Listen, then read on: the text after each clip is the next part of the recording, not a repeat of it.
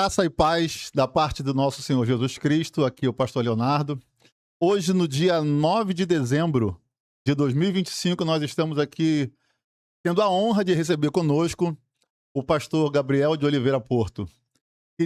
Pastor Gabriel, seja muito bem-vindo aqui na Assembleia de Deus, Ministério da Oração em Palavra. Deus abençoe a sua vida, para nós é uma honra receber o senhor por aqui. Queria conhecer um pouquinho do senhor, né? Nós vamos estar hoje aqui recebendo o pastor na nossa igreja, falando um pouquinho sobre escatologia, e nós queríamos conhecer, por trás do púlpito, quem é o pastor Gabriel de Oliveira Porto. Você pode explicar para nós um pouquinho do Gabriel Porto? Certo. Bom, eu sou nascido e criado lá em São Paulo, capital. Mais precisamente, eu nasci no município de São Caetano do Sul, que faz parte da região metropolitana ali de São Paulo, mas ainda bebê fui morar em São Paulo e morei lá a minha vida inteira. Quando eu nasci, meus pais não haviam se convertido ainda. A minha mãe se converteu quando eu tinha mais ou menos 5 anos de idade, e aí que ela começou a nos levar para a igreja, eu e a minha irmã. Eu só tenho uma irmã mais velha, mas o meu pai nunca se converteu. Então eu, como muitos brasileiros, muitas pessoas, felizmente, cresci nessa dicotomia em que eu via a minha mãe crente, buscando dar exemplo, guiar nos caminhos do Senhor, e do outro lado, o meu pai ímpio, uma vida totalmente devassa, felizmente não sendo bom exemplo para nada, né? E como toda pessoa, em algum momento, para uma decisão, né? Como eu vou querer ser? Qual exemplo eu vou querer seguir? Né? O exemplo da palavra, estava se esforçando para ensinar a viver, ou o exemplo de uma vida ímpia, que era o que meu pai vivia. E eu, pela graça de Deus, escolhi o exemplo da palavra. Escolhi eh, a palavra de Deus. Eu lembro até hoje, mesmo indo na igreja, eu me batizei com 13 anos, faltava 2 semanas, mas me batizei até de uma forma meio forçada, sabe, aquela questão de já tá na hora, precisa batizar e coisa e tal. Então, assim, por obediência à minha mãe, assim, eu aceitei ser batizado. Mas de fato eu nasci de novo mesmo no ano seguinte, já com 14 anos, e é uma experiência até bastante curiosa, né. Com 14 anos eu comecei a trabalhar como aprendiz no Senai, e comecei a viver aquele ambiente de fábrica, né, trabalho, e que infelizmente é um ambiente depravado, né. Hum. E aí comecei a ter contato com esse ambiente, e aí eu comecei, a adolescência em geral, a gente sempre tem essa fase de questionamento. Então eu comecei a me questionar assim: "Será que, ah, o cristianismo na igreja é o que eu realmente creio, ou é a religião da minha mãe que eu estava indo por obediência a ela?" E eu quis tirar um tempo na minha vida para pensar sobre.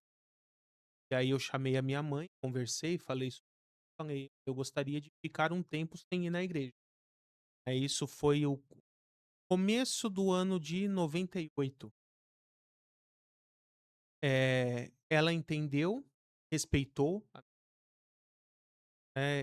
nessa época meu pai já não morava mais com a gente, ele foi fora de casa, e, eu fiquei mais ou menos uns 6 meses, quase 6 meses sem ir na igreja. Mas olha que interessante, a minha mãe e a minha irmã iam na igreja no domingo à noite. Aí na primeira semana eu ligava a TV, fui ver o Faustão. Na segunda, fui ver o Faustão. Na terceira eu já não aguentava mais o Faustão. Aí, eu comecei a desligar a televisão, e quando elas saíam para ir na igreja, o que que eu fazia? Comecei a Eu tinha tido a experiência de ler a Bíblia sozinho, conhecia, eu via, e eu comecei o Novo Testamento. Mateus, Marcos, Lucas, João. O tempo que elas passavam no culto, eu passava lendo a Bíblia sozinho em casa, e às vezes ouvindo louvores também. Então, muitas vezes eu primeiro ouvia um louvor ou 2 antes de ler a Bíblia, orava. Então, eu fazia quase o meu culto Tinha uma doméstico liturgia, né? individual, né, ali. E quando eu cheguei em Romanos, capítulo 10 ali, versos 9 e 10, onde eu li lá que se com a boca você confessar e com o coração crer que Deus ressuscitou a Jesus dentre os mortos, você será salvo. Ali eu entendi o evangelho, ali o evangelho me tocou. Eu já tinha, com 12 anos, feito na igreja uma oração entregando a vida a Jesus, mas também, assim, levado pela, circunstância, né, no oba-oba, vamos dizer assim, como o pessoal fala. Mas ali sozinho, na sala da minha casa, eu me ajoelhei, fiz novamente uma oração entregando a vida a Jesus, agora de verdade, sabendo o que eu estava fazendo. E foi naquele momento que eu nasci de novo. Aquele momento que eu senti que os meus pecados foram perdoados, que o Espírito Santo veio, fez morada no meu. E o mais interessante é que quando chegou do culto naquele dia, eu fui, assim, contente contar pra ela: "Mãe, eu entreguei a vida pra Jesus". Ela: "Como assim, filho? Você já é crente? Você já é batizado?" Eu falei: "Não, mas agora eu entendi de verdade. Agora foi de todo o coração". E no domingo seguinte eu já voltei na igreja. Eu queria muito servir na igreja de alguma forma, então, na época eu gostava muito do grupo de louvor e queria tocar bateria na igreja. Não sabia tocar, nunca tinha aprendido. E aí eu fui falar com o líder do grupo de louvor que eu queria tocar bateria na igreja, perguntou se eu sabia tocar, eu falei: "Não". Bom, então você primeiro vai fazer uma aula, vai aprender. Eu falei com a minha mãe, ela me pagou 1 ano de aula, teria ali no bairro mesmo, escolinha bem. E depois de 1 ano eu voltei pra falar com o líder de louvor, e falou: "Agora eu já sei tocar", né. E aí ele me deixou ainda uns 3 meses no banco só assistindo os ensaios, depois comecei no culto de quarta, Dá e, o né. nome desse líder de louvor aí que eu tenho que trazer ele aqui pra igreja aqui. Ah, se estiver nos ouvindo é o Gilberto, né. Eu conheço a família dele até hoje, são uma bênção, sou amigo de toda a família. E no ano seguinte, com 15 anos, comecei a tocar bateria na igreja. Essa foi a minha primeira experiência de servir em algum ministério, toquei durante 7 anos direto, dos 15 aos 22. E depois, quando eu já estava, assim, em 22 para 23 anos, foi quando, de fato, eu senti o chamado, de Deus, confirmado também por meio de várias pessoas, e uma situação interessante, né. A minha primeira faculdade foi secular, eu fiz sistemas de informação, ali pela Fundação Santo André. Nesse mesmo período, a minha mãe quis começar um curso de teologia, e em Santo André também tem um seminário batista. E aí o que que a gente fazia? Como nós tínhamos um carro só, a gente ia junto, eu deixava ela no seminário primeiro, que era mais perto, ia até a minha faculdade, assistia a aula e pegava ela na volta. Aconteceu de algumas vezes não ter a segunda aula ou a última aula, e eu voltava e acabei entrando na sala da aula de teologia como um vi e eu comecei a gostar tanto, eu não sei a expressão que o pessoal usa no Rio de Janeiro, aqui em Manaus, mas, quando a pessoa, assim, foge da aula de propósito, lá em São Paulo a gente chama de cabular a aula, matar a aula, né. Eu algumas vezes comecei a matar a aula da minha faculdade para poder assistir a aula de teologia com a minha mãe. E ela ficou só um semestre, depois não quis mais, mas, essa experiência, Deus permitiu que eu conhecesse. E aí eu fiquei já decidido no coração que assim que terminasse a minha faculdade sequência, já ia emendar a faculdade sequência, como de fato eu fiz. Muita história, né, eu poderia ficar um Sim. tempão com. Mas e família, ministério, onde o senhor congrega hoje? Conta pra gente um pouquinho disso. Atualmente eu sou um dos pastores da Igreja Batista Boas Novas, ela fica em São Paulo, capital, ali na região da Vila Prudente. É uma igreja bem histórica, tradicional no sentido, assim, de fazer parte do bairro. É, ela é uma igreja quase centenária, ela foi fundada em 1928. Então agora, nós estamos já fazendo agora em outubro fizemos 97 anos de Uau. existência, né, ali no mesmo bairro, na região, né, e ali eu tenho a oportunidade de atuar no Ministério de Ensino, também ali funciona o Polo Vila Prudente do Seminário Batista Livre, que eu coordeno, porque há 15 anos eu já sou professor de teologia, e há pouco mais de 3 anos, além de professor, me tornei coordenador também. Além disso, eu escrevi alguns coleção Teologia Fácil, esses livros que vocês podem ver aqui na mesa, né, então o Entenda a Trindade, Homem, Pecado e Salvação, Manual Prático de Escatologia, Demônios da Igreja, que juntos abordam todos os principais assuntos da teologia, né. Então, o que me motivou a escrever esses livros? Eu percebia que os livros existentes aqui no Brasil se dividem basicamente em 2 grupos de teologia. Aqueles mais completos têm uma linguagem muito técnica e poucas pessoas, e aqueles com uma linguagem mais fácil eram muito incompletos, muito superficiais. E aí eu senti de Deus esse desafio de elaborar materiais que fossem totalmente completos, que abordassem de forma profunda em cada um desses assuntos, mas com uma linguagem simples, prática, fácil, que até uma criança ou um adolescente consiga entender lendo. Comecei a trabalhar nesse desafio, aos poucos Deus foi me ajudando a elaborar cada um desses livros e foi lançando, e eu ainda tenho aí em mente o projeto de escrever pelo menos mais, já estou há alguns anos batalhando.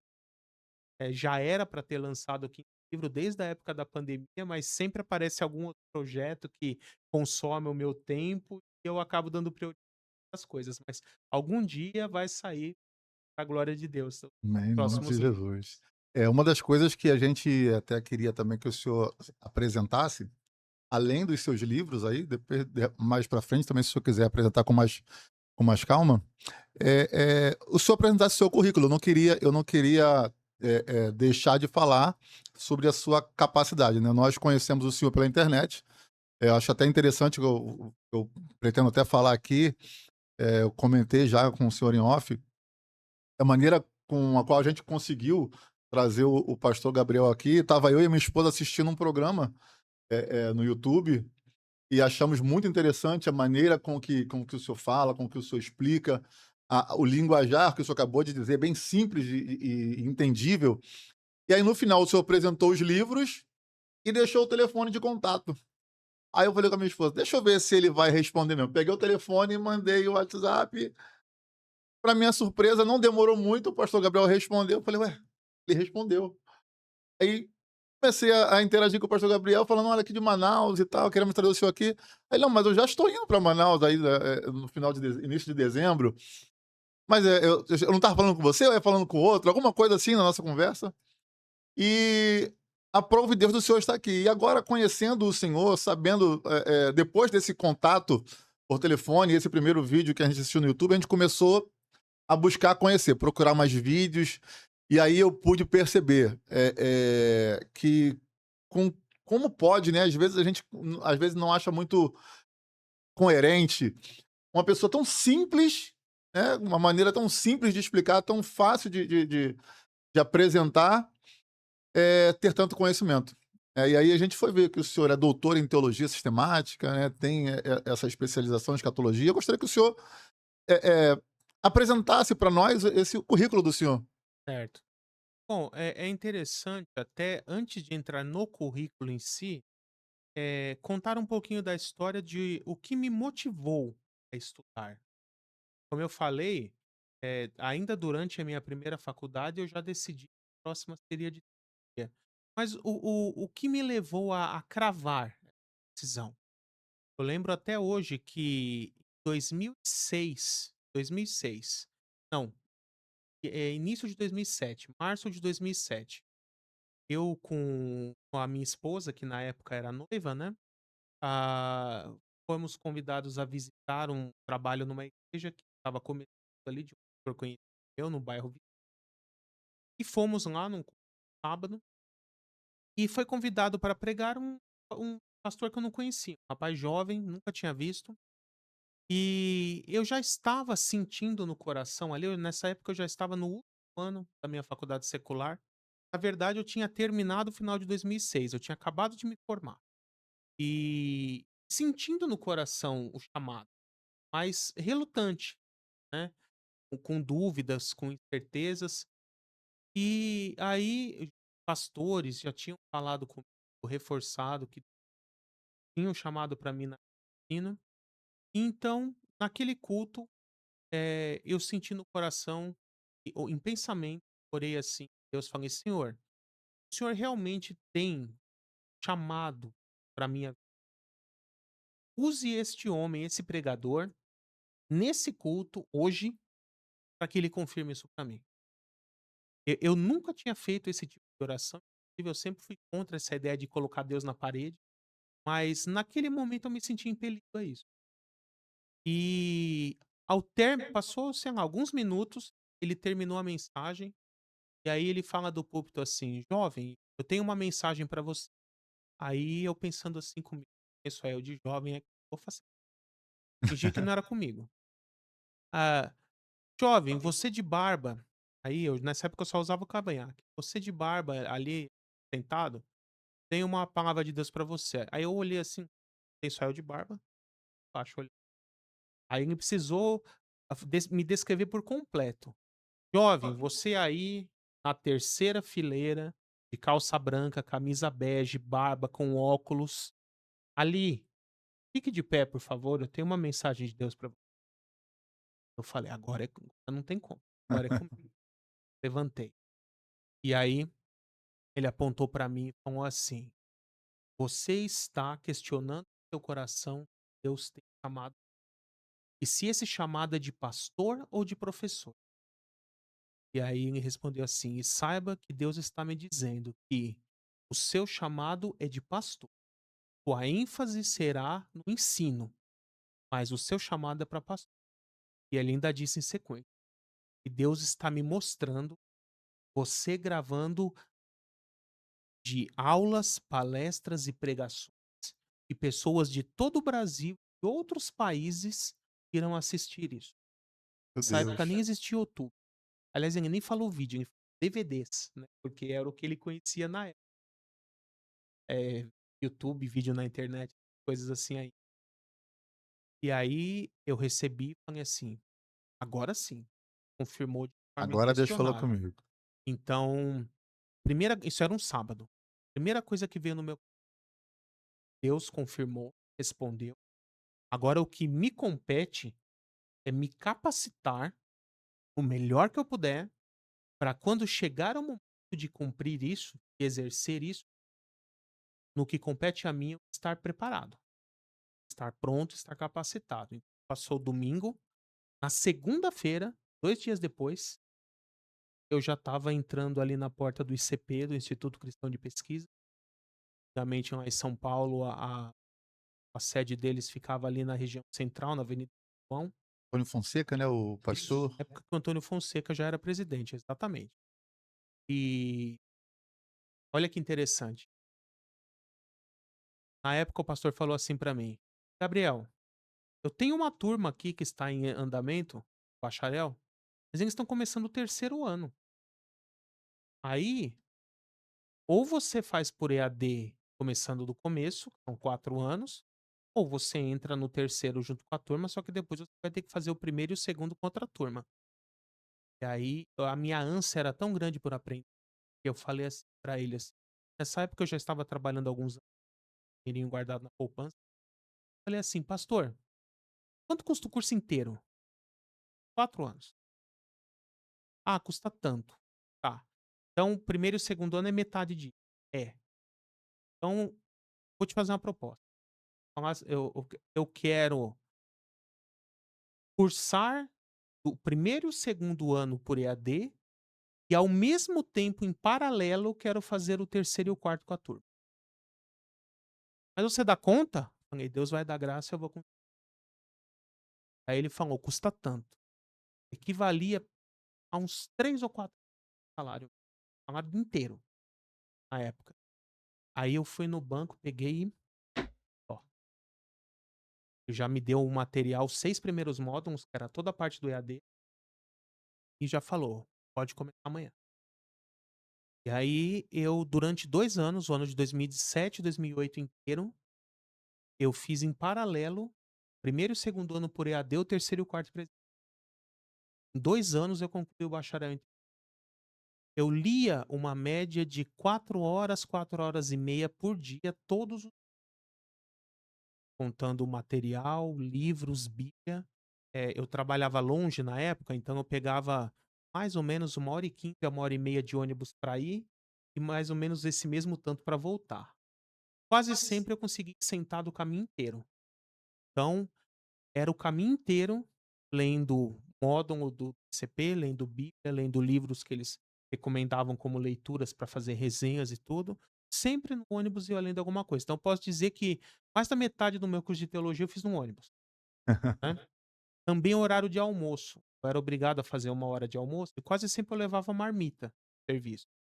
E eu sempre tive o costume de comer rápido, né, mas eu era obrigado a fazer uma hora de almoço. Então, o que que eu fazia? Eu também lia no horário de almoço.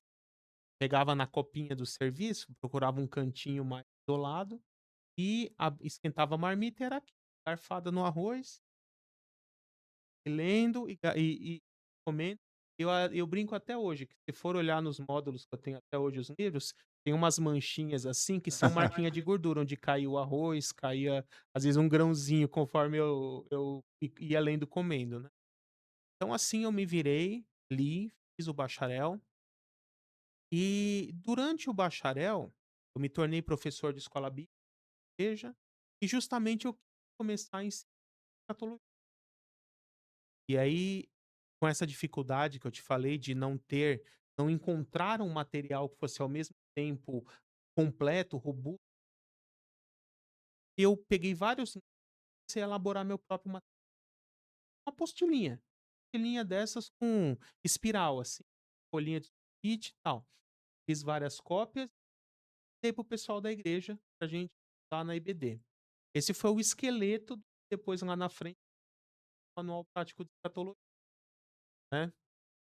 Quando eu terminei o meu bacharel, a minha monografia, né, o meu TCC foi sobre escatologia.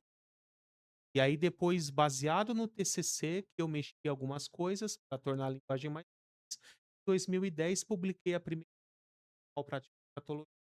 Naquela época ele foi publicado por uma outra editora, então ele chamava Saiba Como Será o Fim dos Tempos, né. Só produziu 500 desse, tem, é uma relíquia, né. Depois eu fui revisando o livro, passou por 3 ou 4 revisões e edições diferentes, onde eu fui ampliando, colocando mais conteúdo, mais capítulos, né, até que essa forma final, que é a que eu uso até hoje, ela foi lançada em 2000, já com o nome de Manual Prático de Escatologia. E aí depois, em 2016 eu lancei o inte aí nesse meio tempo, eu fiz uma pós em escatologia, eu queria me aprofundar nesse assunto. Depois eu fiz um mestrado em escatologia, porque eu queria me tornar professor de seminário na área. E em 2016 eu quis fazer o doutorado em teologia sistemática, porque eu já estava dando aula nos seminários, eu dou aula no seminário desde 2011, mas eu não queria ser professor só de escatologia. Queria dar, aula de várias matérias, então eu quis fazer o doutorado em teologia sistemática para ampliar esse leque, dar aula de várias disciplinas, e a minha em 2016 eu fiz esse doutorado, e a tese no meu doutorado de teologia sistemática depois se transformou nos outros 3 livros: O Homem, Pecado e Salvação, da Trindade. Então, toda essa coleção é uma forma, com uma linguagem simples e popular, do meu doutorado em Poxa, que bênção. Eu ia até fazer a pergunta, mas a nossa diaconisa que está aqui também, ela já até fez. Qual o livro o senhor recomendaria para quem está iniciando? Mas como o senhor até já comentou aqui, como ele é uma série, né, uma sequência, todos eles aí acho que deveriam ser especiais para você começar já adquirindo. eu coloquei o número de volumes, né, se vocês forem ver na capa, o da Trindade é o volume 1, Trindade, volume 2, Homem, Pecado e Salvação, volume 3, Manual Prático de Escatologia, volume 4, Antes do Demônio da Igreja.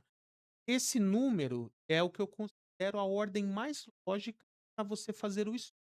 Então, o ideal é ler todos. Se você quiser uma sequência, começar pelo da Trindade, né, depois o Homem, Pecado e Salvação, depois a Escatologia, por último, os Demônios da Igreja. Eu acho que essa é a sequência mais lógica e mais fácil de Vamos então começar com as perguntas aí que o povo tá doido para saber já, mas eu queria iniciar as minhas perguntas com essa experiência do senhor. Na sexta-feira, eu tive lá na conferência, lá na primeira conferência que o senhor ministrou, e o senhor comentou que o senhor hoje está batista, né? Mas o senhor tem uma raiz na Assembleia de Deus, é isso? Eu congreguei um tempo. Então, aí é baseado nessa informação que eu quero gerar a primeira pergunta. Por quê? Certo.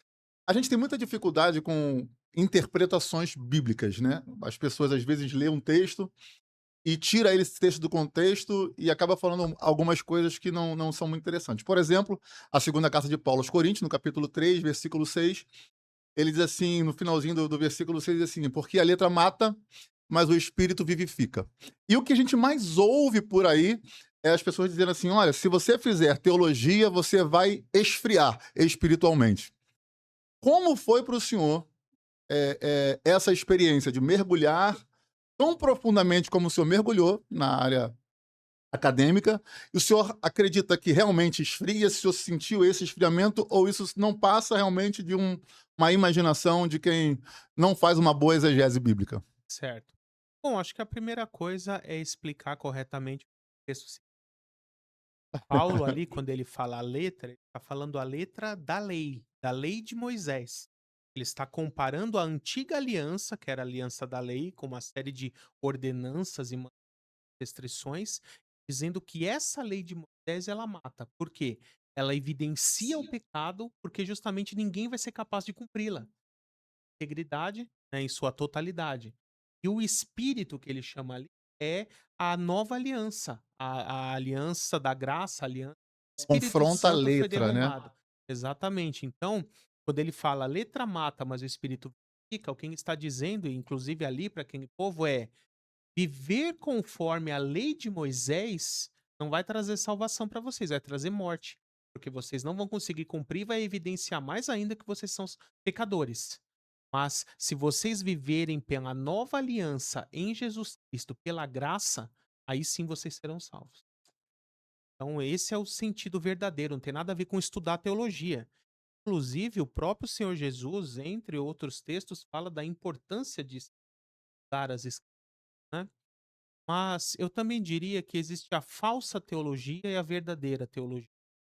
Porque a palavra teologia, ela é a junção de 2 termos gregos, theos ou theos, que é Deus, e logia vem de logos, estudo ou ciência. Então, é estudar a respeito de Deus. Eu não diria estudar Deus, porque nós como criaturas finitas jamais queremos estudar e analisar o criador. Mas Deus, mesmo transcendente. Aí, desculpa termos técnicos, né, pedi pra não falar, mas eu vou explicar. Deus é transcendente e imanente. O que significa isso? Transcendente significa Deus não está dentro dessa criação, porque ele já existia antes do mundo ser criado, então ele não pode estar dentro do mundo. Ele já existe fora do mundo. O universo está dentro da presença de Deus. Deus é maior que o universo. Então eu lembro até hoje de uma frase que um astronauta disse quando eles estavam ali tentando chegar na Lua. Ele chegou no espaço sideral e falou assim: "O céu é preto, não é azul, e não tem nenhum Deus aqui em cima", né, e isso chocou muita gente.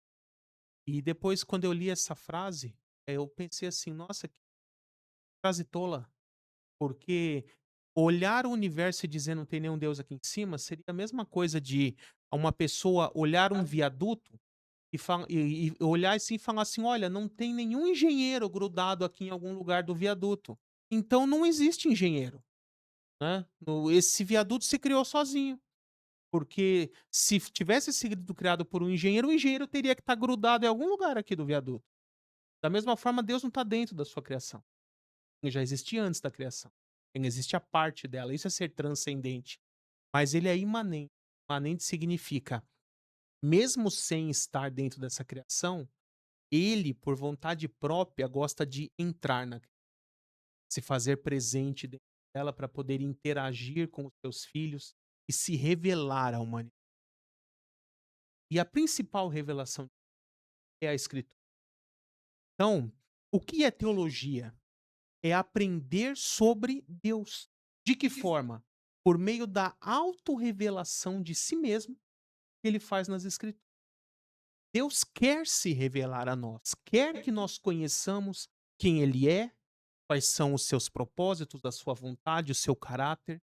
que ele já fez por nós, o que ele está fazendo, o que ele ainda fará, qual é o plano dele para a humanidade, para a história, tudo o que ele já fez por mim e por você, e muito mais que ele ainda fará. Tudo isso ele já revelou na Bíblia. Ele quer que nós aprendamos. E estudar e aprender isso é teologia.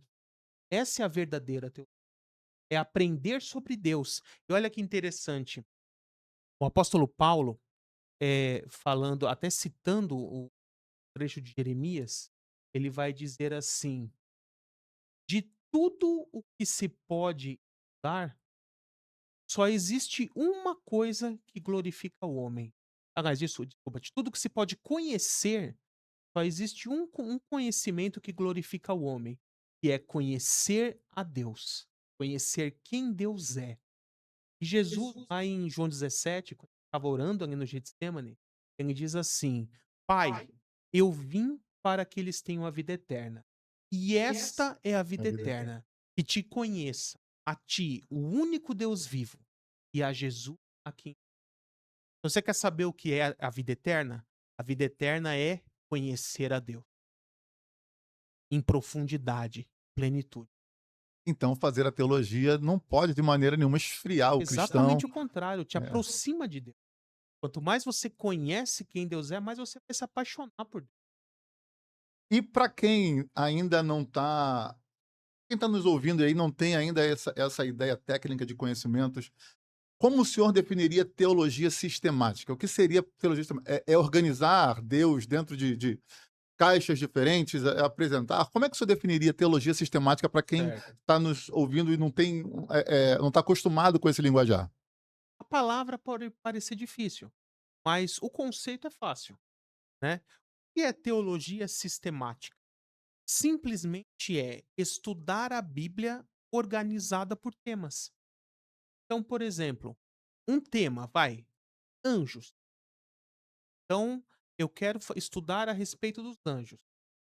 Como se faz na teologia sistemática? Nós temos que ler toda a Bíblia, e na Bíblia encontraremos espalhado em diversos livros vários trechinhos que falam alguma coisa a respeito de, até poderia expandir aqui a respeito de anjos e demônios caídos. E aí, depois de rastrearmos todos esses textos bíblicos, nós temos que juntar toda essa informação de vários textos, como quem monta um quebra-cabeça, e conciliar a informação de cada um desses textos bíblicos, harmonizá-las e uni-las num conjunto. A gente chama de sistema. Esse sistema é um conjunto de textos, né? Então, teologia sistemática é isso. Por exemplo, você quer estudar a respeito de quem é Cristo. Você vai pegar todos os textos bíblicos que falam alguma coisa a respeito de Cristo, e aí vai ser subdividido em vários subassuntos.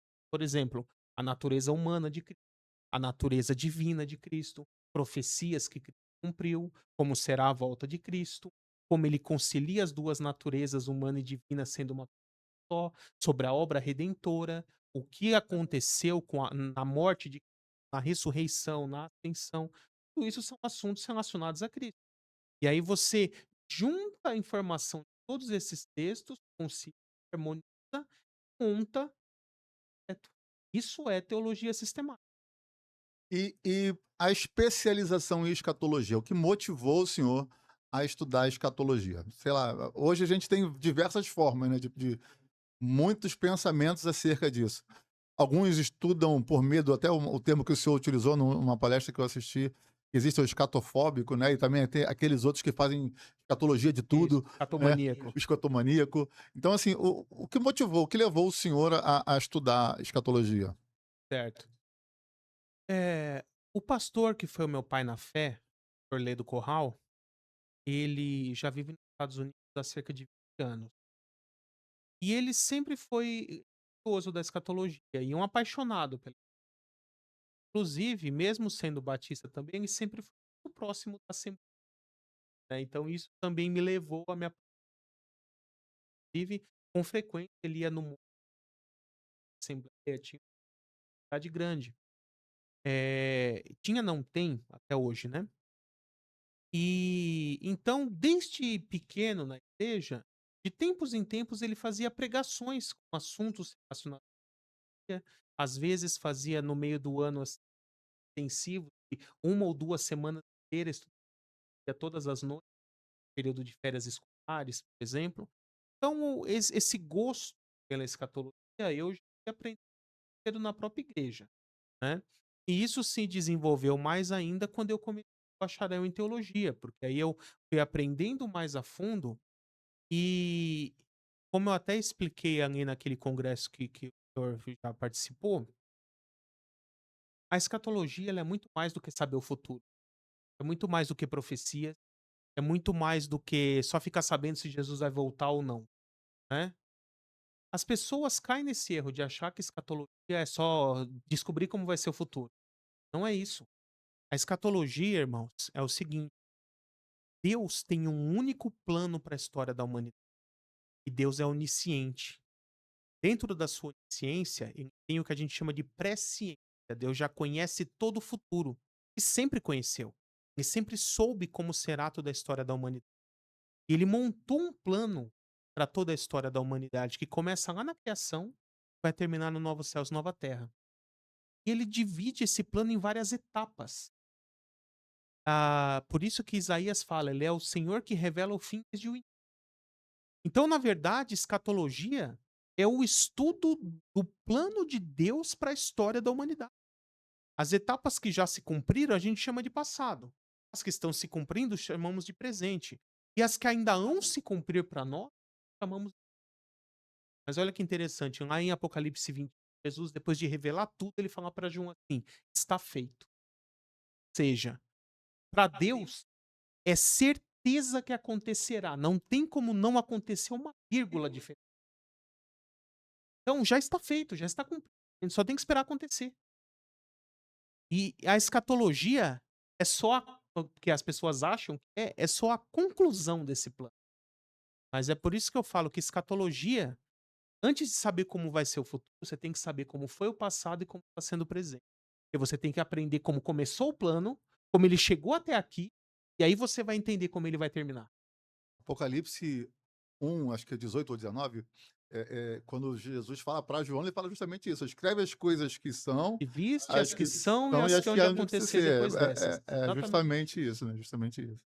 Amém. Uma outra coisa que eu queria deixar, e essa é uma pergunta dos internautas, eles se preocupam muito com isso, e eu como professor também na igreja, nós damos aula, a gente encontra uma dificuldade muito grande dentro da teologia sistemática, porque a ideia, né, que a gente tem da teologia sistemática é fazer com que a Bíblia converse entre si, para que a gente não tenha o problema de cair em contradições. E aí, quando a gente vai para um texto como Romanos capítulo 3, versículo 28, o apóstolo Paulo vai dizer que a nossa salvação é pela fé, né, e não pelas obras. E aí a gente se depara com Tiago falando no capítulo 2, versículo 24, que a salvação é pelas obras. E aí você também pode ir lá em 2 Samuel 24, se eu não me engano, quando o texto diz que o Senhor incitou a Davi a contar, a numerar o povo, mas lá em 1 Crônicas 21, você vai vendo assim que o texto diz que Satanás incitou a Davi contra a contar o povo. Como a gente consegue, dentro da teologia sistemática, explicar essas aparentes contradições? Nós temos que aplicar alguns princípios. Primeiro, o princípio da revelação progressiva. O que significa isso? A revelação bíblica não foi entregue de uma forma sistemática. O que eu quero dizer com isso? Imagina quando Deus estava lá com Moisés no Monte Sinai, e aí, depois de entregar as tábuas da lei, Deus fala assim: Moisés, agora senta aí, eu vou te ditar um livro sobre doutrina da salvação. E você vai escrevendo, escrevendo, escrevendo. Terminou? Terminou. Fecha aí. Agora nós vamos fazer um sobre doutrina do pecado, né? E por aí vai. Foi assim. A revelação não é sistemática. Então, os primeiros livros, aliás, cada livro da Bíblia terá um pedacinho de cada uma dessas doutrinas. E os primeiros livros sempre vão trazer de forma mais inicial, introdutória, poderia dizer até né, um versículo isolado. E aí, no decorrer da revelação, e isso já dentro do próprio Antigo Testamento, nós vemos que livros seguintes já trazem estudo mais robusto. Por exemplo, a teologia que nós encontramos nos livros de Ezequiel, Daniel, Zacarias, posterior ao cativeiro, uma teologia muito robusta e desenvolvida, que você encontra aqui em Josué, Juízes, 1 Samuel. Então, no próprio Antigo Testamento isso já foi se desenvolvendo, crescendo, se tornando mais robusto. Porque Deus, ele parte do seguinte pressuposto: eu já revelei isso aqui para a geração anterior. Então esse conhecimento aqui já está disponível, já aprenderam. Então agora na geração seguinte eu posso ir um pouco além. Eu posso revelar mais de forma mais profunda, revelar. E isso vai crescendo até que chega o seu auge no Novo Testamento. Então um princípio é esse: os textos mais, como é que eu posso dizer, mais recentes no sentido de ser os últimos da Bíblia, né, sempre vão ter uma teologia mais desenvolvida, robusta e completa do que os primeiros. Então, em caso de aparente contradição, a informação do mais, no final da Bíblia sempre será mais precisa. Esse é um ponto. E o segundo ponto é entender a ótica, a perspectiva de quem está falando. Porque muitas vezes um texto está tratando pela perspectiva humana e o outro está tratando pela perspectiva divina. E aí, aos olhos de Deus, a realidade é uma.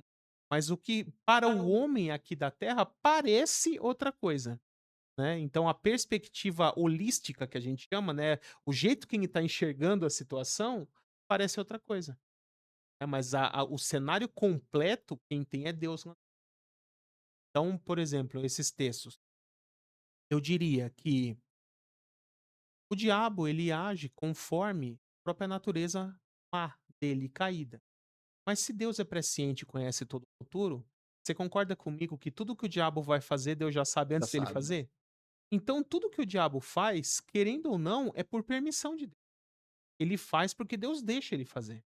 E se Deus deixa, não é à toa. É porque Deus tem um plano e um propósito a ser cumprido até por essas ruins do diabo, né? A gente vê isso até, por exemplo, na vida de José do Egito.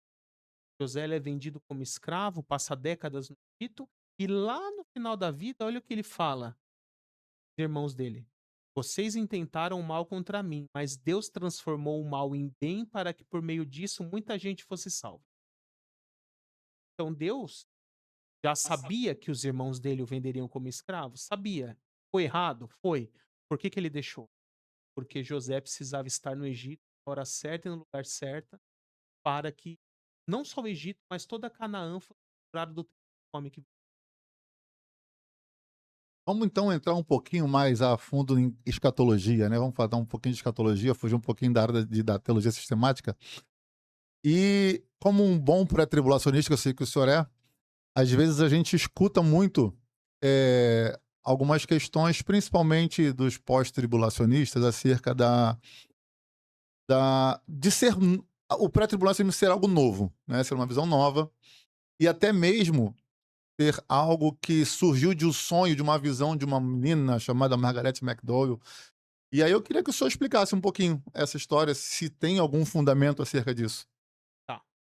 Então, essa pergunta são pelo menos 3 perguntas, uma Sim. dentro da outra, né. Então, primeiro, vou falar sobre a origem do sensacionalismo geral, uma histórica. O principal fundamento do sensacionalismo porque o dispensacionalismo, ele vai além da escatologia. Ele é um sistema hermenêutico, é um sistema de interpretação bíblica. Então, o dispensacionalismo vai afetar a sua antropologia, como você enxerga o ser humano, vai afetar a sua eclesiologia, várias questões da doutrina da igreja. Isso muita gente não percebe e entra em contradições, porque na escatologia é dispensacionalista, na eclesiologia quer ficar fazendo coisa que era para Israel, né. Então, eu vou falar que nem Daniel aqui, quem lê entenda, né, não preciso entrar em muitos detalhes aqui. Ah, então, o dispensacionalismo é um sistema de interpretação bíblica, mas qual seria pelo menos no que tange a escatologia, o principal fundamento dele? É fazer uma distinção entre Israel e a igreja. Ou seja, Deus tem um plano para Israel e outro plano para os gentios a partir da igreja. Deus tem um plano para, de uma forma, salvar Israel, né?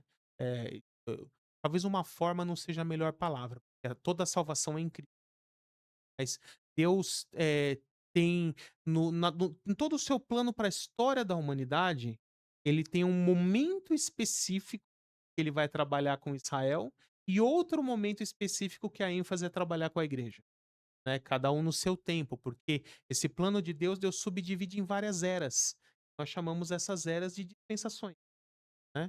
Ah, então, o pós-tribulacionista e o amilenista, fatalmente, eles são obrigados a fundir Israel e igreja de alguma forma. Então, eles vão dizer que a igreja é o Israel do Novo Testamento, Israel é a igreja do Antigo. O grupo só é um pouco, né? E o amilenista ainda vai dizer que a igreja cumpre as promessas para Israel de forma alegórica, porque ela é o novo Israel, então ela é um Israel alegórico. Piorou, né? Ah, até tem um reformado muito conhecido, né, que eu não vou citar o nome, tem um memezinho que ele diz assim: "E vai ficando pior", né, então é exatamente isso. O pós-tribulacionismo já é ruim, o amilenismo vai ficando pior, né, mas não vou estender muito aqui. Ah, então, primeira coisa que a gente tem que ver, como os apóstolos enxergavam essa questão. Eles viam Israel e igreja como a mesma coisa ou como grupos distintos? Aí eu gosto de citar pelo menos 2 textos. Paulo, em 1 Coríntios 10:32, ele vai dizer assim, para a igreja de Corinto: "Não se torne pedra de tropeço nem para judeus, nem para gentios, nem para a igreja de Cristo. Eu também procuro agradar todos os três", não são 2, são 3, de várias maneiras. Então, se Paulo entendesse que judeus e a igreja são a mesma coisa, ele citaria só 2 grupos, certo? Ele citou igreja, gentios e judeus. Então, para Paulo, são 3. Então, para Paulo, Israel e a igreja não são a mesma coisa. E um testemunho mais contundente ainda é o do próprio Tiago, irmão do Senhor, né, ali em Atos. E se você observar no livro de Atos, o primeiro pastor, vamos dizer assim, de Jerusalém foi o apóstolo Pedro. Depois que o evangelho chega em Antioquia, que o evangelho atinge os gentios, ele se sente impelido pelo Espírito Santo a ir morar em Antioquia, assumir o pastoreio da igreja de Antioquia, e nesse momento, Tiago, que era um dos irmãos de Jesus segundo a carne, porque textos como Marcos 6, por exemplo, mostra que Jesus tinha pelo menos 4 irmãos, né, e deles o mais velho era Tiago. Então Tiago assume o pastoreio da igreja de Jerusalém e pastoreia até o final da sua vida ali. Então quando se chega em Atos, a igreja se faz o primeiro concílio, chamado Concílio de Jerusalém. E o que motivou esse concílio? A gente pode ver no próprio Atos, Gálatas capítulo, Paulo vai falar sobre isso, que era justamente uma controvérsia. E era dizer assim: o cristão gentil, o gentil que se entrega a Cristo, ele precisa continuar praticando a lei de Moisés ou não? Porque a primeira geração de cristãos era toda de judeus. Judeus que já tinham crescido na prática da lei e que praticavam a lei até por uma questão cultural. Então, para eles era normal praticar a lei. Mas quando o evangelho começa a atingir gentios, pessoas que nunca praticaram a lei, aí tinha um grupo chamado judaizantes, que era quem eles têm que seguir a lei, guardar sábado, ter as restrições alimentares e até ser circuncidado, né? E outros, nós vemos que eles foram batizados, que é a prova de que Deus os aceita sem que eles tenham que cumprir a lei. Então não precisa. Paulo e Barnabé, por exemplo, falaram, não precisa.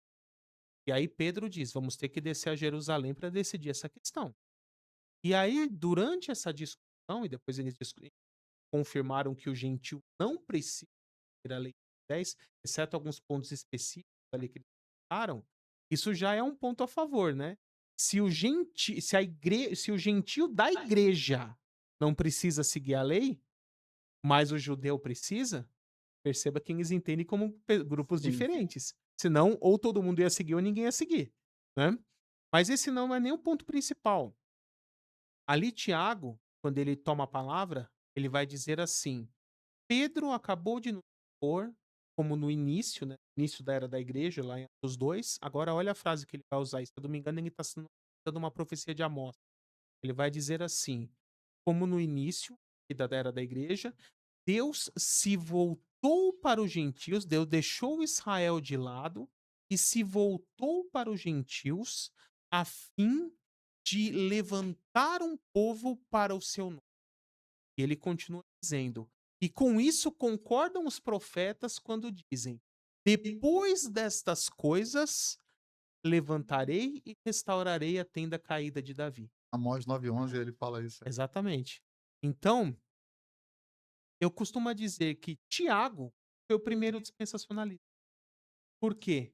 Olha o que ele nos diz, que na atual era, Deus está deixando de lado Israel, se voltou para os gentios, para dentre os gentios levantar um povo para o seu nome, que é a igreja, e que quando esta missão, esse objetivo de levantar um povo para si dentre os gentios, que é a igreja, estiver concluído, e quando estará concluído?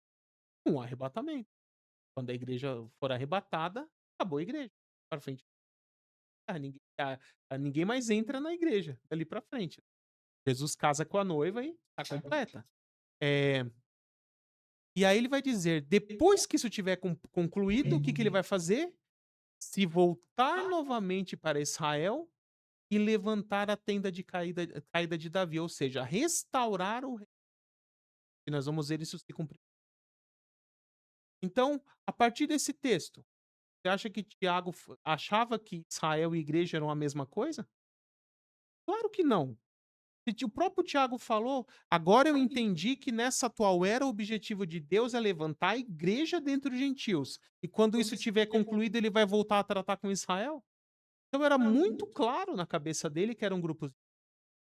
E na verdade, o que a gente chama hoje de pensa é um estudo que sistematizou esse entendimento que já era o entendimento dos apóstolos. Com relação a Margaret McDowell, o que o senhor tem para apresentar pra gente aí? Sim. Olha, costuma-se a se contar, se eu não me engano, foi o governo nazista que fez isso. Ele fala assim que uma mentira que é contada muitas vezes vira verdade. E infelizmente, isso é totalmente mentiroso. Não existe nenhum lastro histórico, nenhum documento que comprove isso. Isso é totalmente, assim, super fácil de comprovar que está errado. Por quê? Só para quem está nos assistindo, vou falar um pouquinho sobre a história de John Nelson Darby. John Nelson Darby foi um pastor americano da igreja anglicana e certa vez ele andando de cavalo, o cavalo levantou as patas da frente e arremessou, ele bateu as costas com o batente na porta. Ficou bem machucado, né. E como ele não era casado, não, ele foi levado para casa de um, teve que ficar ali cerca de uns 3 meses se recuperando, quase que o dia inteiro de cama, em alguns momentos sentado. Ele aproveitou esse tempo para reler as Escrituras de forma sistemática, a Bíblia inteira. Quando ele chega em Isaías e se depara com várias profecias que são literais, ele chega à seguinte conclusão: é impossível cumprir isso aqui de alguma forma alegórica nossos. E se no milênio vai acontecer isso aqui, significa que nós ainda não estamos no milênio. O milênio vai começar só depois que Jesus voltar. E aí, com esse entendimento de que as profecias são literais e tem que se cumprir no futuro, ele começa a reanalisar não só a Bíblia, mas também qual era o pensamento da igreja primitiva. E na época dele, o entendimento predominante é de que nós já estávamos vivendo o milênio de forma alegórica. E então ele percebe que esse entendimento é um entendimento que, na verdade, foi criado pela Igreja Católica no final do século IV para frente e que não tem embasamento, né. E aí ele começa a buscar, então, qual era o pensamento da igreja e o que a Bíblia realmente, e assim ele começa a estruturar o sistema que depois vai ser chamado de E é importante entendermos também que isso foi o primeiro artigo que o Nelson Darby publica sobre a teoria do arrebatamento pré-tribulacionista. Isso você encontra na internet facilmente, no original em inglês, é só fazer uma busca no Google. Foi publicado em janeiro de 1830. Ah, é Pre-Adventure Rapture, né, seria do artigo. E janeiro de 1830, né.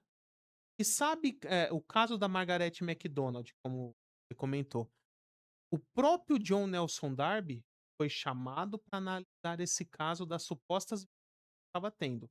Você sabe quando que ele foi lá, onde a Margaret MacDonald morava para analisar esse caso? Em 1833.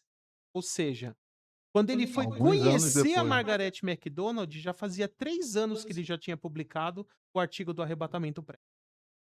Então como que alguém que estuda de forma honesta pode dizer que ela influenciou ele de alguma forma, se ele já tinha publicado 3 anos antes de conhecer ela? Há quem diga também que as visões dela tinham um cunho muito mais E pós-tribulacionista do que exatamente, é o que eu ia há quem falar agora diga em sequência, né.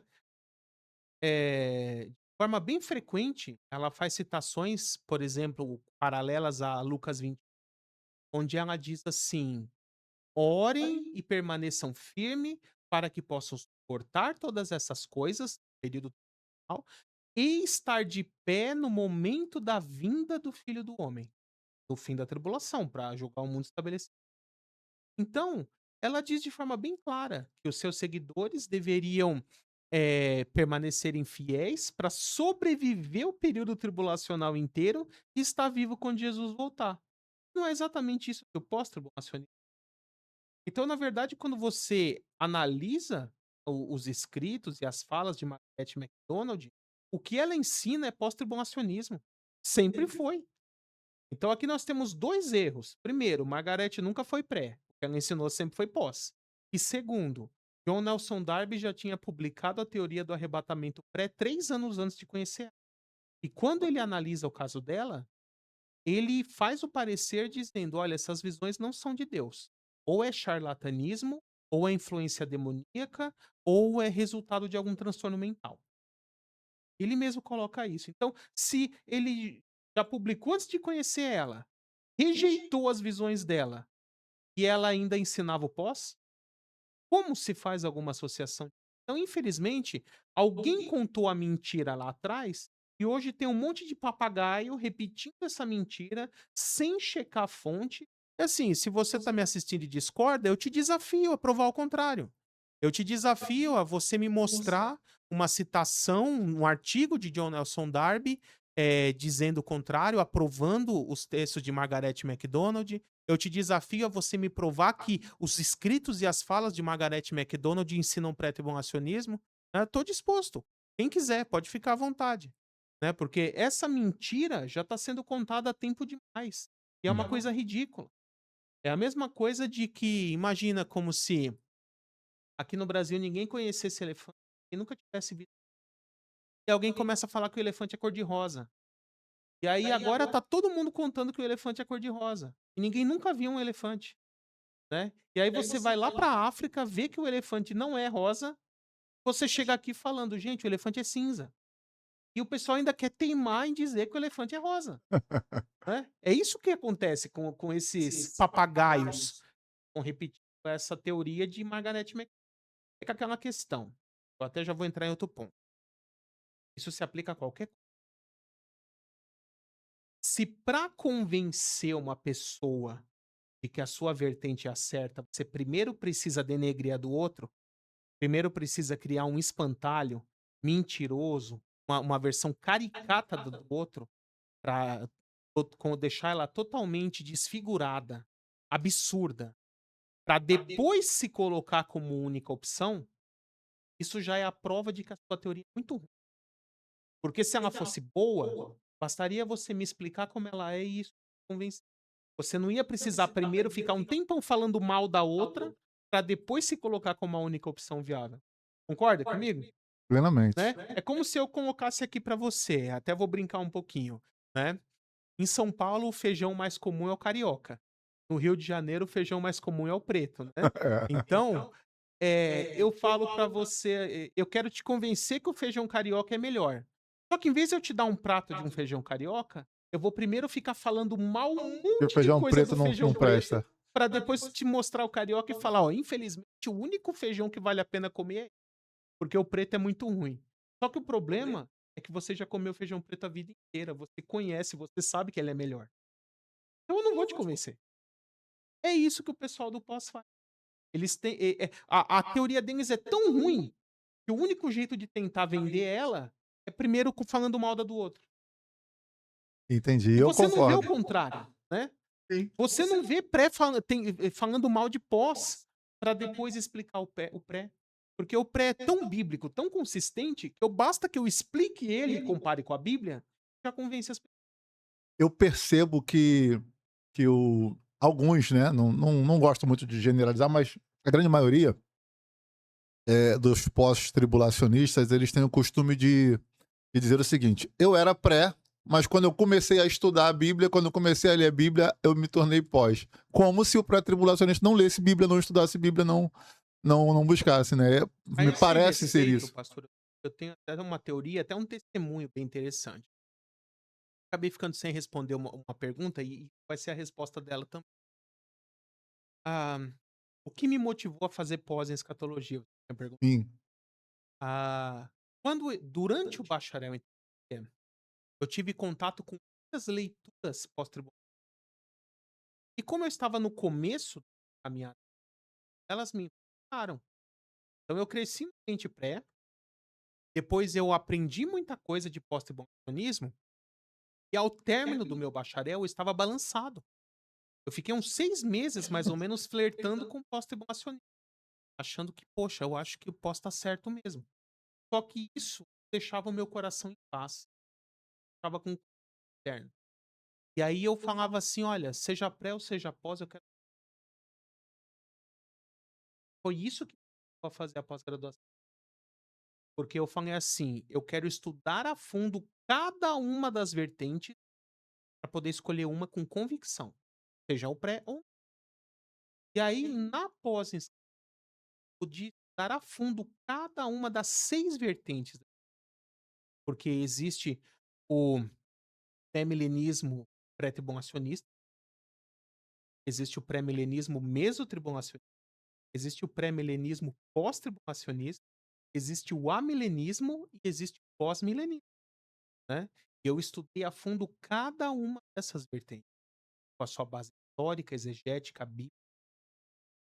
E ali, depois de estudar todas e comparar, eu realmente aprendi a mais bíblica, coerente, mais consistente é o pré. E aí eu voltei a ser pré, de forma agora, consciente, com embasamento, robusto. Quando eu terminei a pós, eu falei assim: "Agora eu vou divulgar o pré-tribulacionismo robusto, embasado". Por isso eu quero ser professor. E aí é por isso que eu tenho mestrado para poder. E eu comparo isso, diria que a nossa caminhada cristã, ela tem 3 fases. Existe a infância espiritual. O que é a infância espiritual? Como que é uma criancinha? Ela não sabe quase nada, então o que o pai fala tá certo, não é? E sim. ela aprende bases, pressupostos, na cabeça dela é assim: "Meu pai nunca erra, tudo tá certo, ele sabe tudo". Quando chega na adolescência, é um período de muitos questionamentos, e aí já aumenta a consciência que agora virou adolescente, e ela percebe que o pai e a mãe não tá tão certo assim, pode errar em alguma coisa, são infalíveis, né. E junto com esse período de questionamento, a tendência de se rebelar e achar que eles estão errados em tudo, né. E eu comparo isso aqui ao pós. Então é assim, ó, tem muito pré-tribulacionista que ainda está na infância espiritual, infância cristã. O pré-tribulacionismo que ele conhece é só do que ele ouve falar de público.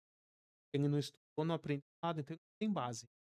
Aí quando ele chega na adolescência espiritual, que é o período de questionamento, ele se rebela contra tudo que aprendeu na infância e vira pós. E tem muita gente que para aqui. na adolescência espiritual.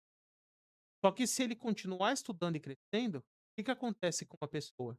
Depois que ela se torna adulta, casa, pai e mãe de família, o que que é a frase que a gente mais ouve? "Ah, meu pai e minha mãe", certo, Tem razão. sabia. Então se você continua estudando até a maturidade, você vai voltar estava certo. Só que agora com embasamento, fundamento, e não só porque meu pai disse. Eu acho que talvez, né, meu pastor, isso me corrija se eu estiver errado. Hoje a gente tem o dispensacionalismo revisado, né? Sim, E lógico que não é de hoje, né? Mas tem um pouco menos de tempo. Tem algumas diferenças do dispensacionalismo clássico. Você poderia apontar para a gente assim as diferenças mais gritantes entre eles? é bom entender primeiro o que é um, o que é outro, tá. Esse dispensacionalismo chamado clássico, é esse de primeira geração que começa a ser sistematizado com Darby, e na geração seguinte, início do século XX, tem um outro teólogo chamado Cyrus Ingerson Scofield, que ele cria uma bíblia de estudo chamada, Bíblia de Estudo Poucas. Scofield, até hoje. Muito, é. E isso ela vendeu milhões e milhões, acho que só nos Estados Unidos, mais de 40 milhões de cópias no século XX. E ela foi a principal ferramenta para popular, mas, como todo sistema, que assim, é infalível, mas os sistemas são falíveis. Ela foi desenvolvida aos poucos e na sua forma primária tinha algumas questões que ainda não tinham trabalhado. Eu costumo dizer o seguinte: você pega qual que é a diferença paralelepípedo na rua da pedra da pia da sua cozinha? Duas são granito. Pode até ser o mesmo tipo de. Qual que é a diferença de uma para outra? É o acabamento, né? Aquela da rua tá em estado bruto, só foi cortada, de forma bem rústica. A da sua já foi cortada bem planinho, já foi polida várias vezes. E aí fica um espelho quase. Aquela da rua tá áspera.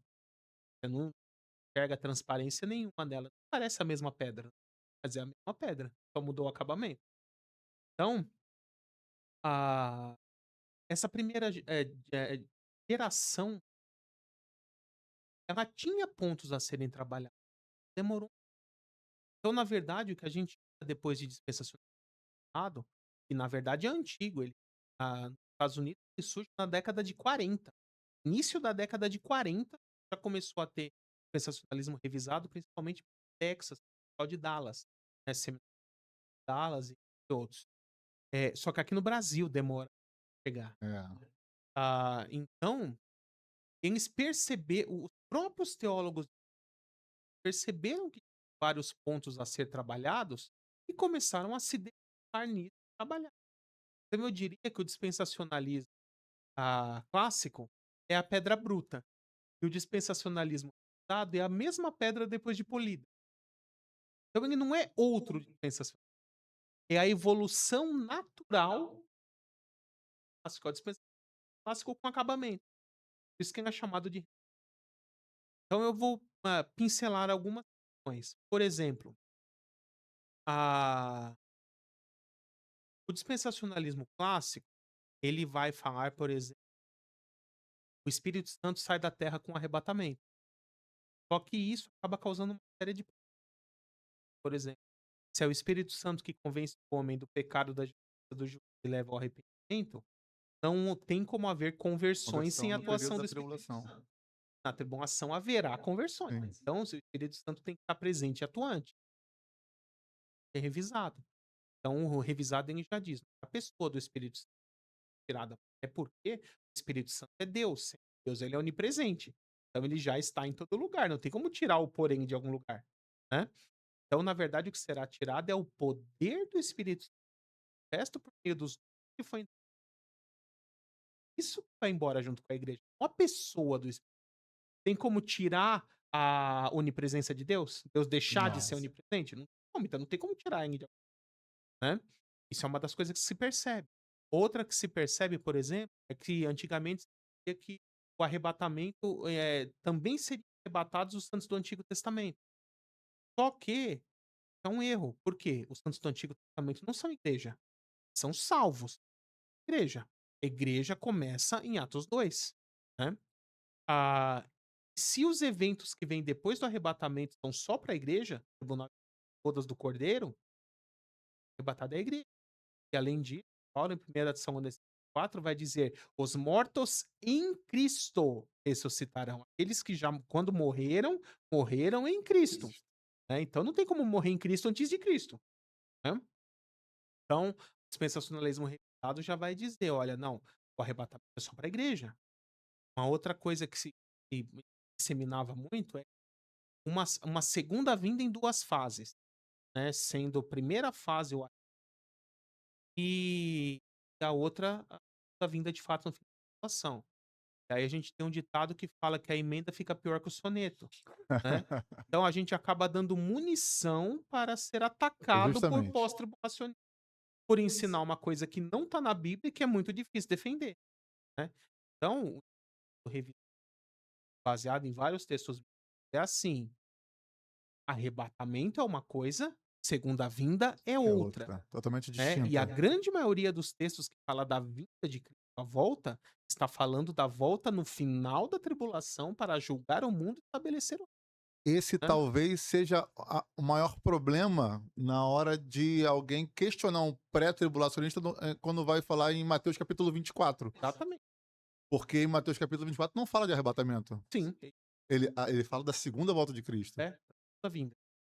Segunda volta já Segunda seria uma vinda, terceira, né. segunda vinda de É. Cristo.